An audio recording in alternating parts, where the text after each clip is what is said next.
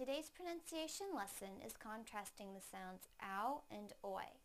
First, I will use each sound in a word. Then I will put the words into a sentence so that you can hear them together with contextual clues. Please listen closely to the differences in the sounds. First, the ow sound in the word bow.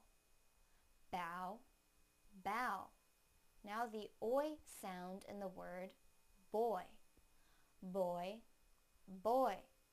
Now I will use them both in a sentence. That boy didn't bow. That boy didn't bow. That boy didn't bow. Thank you for watching CartoonEnglish.tv's pronunciation lesson. Come visit our website for free lessons, games, and chat.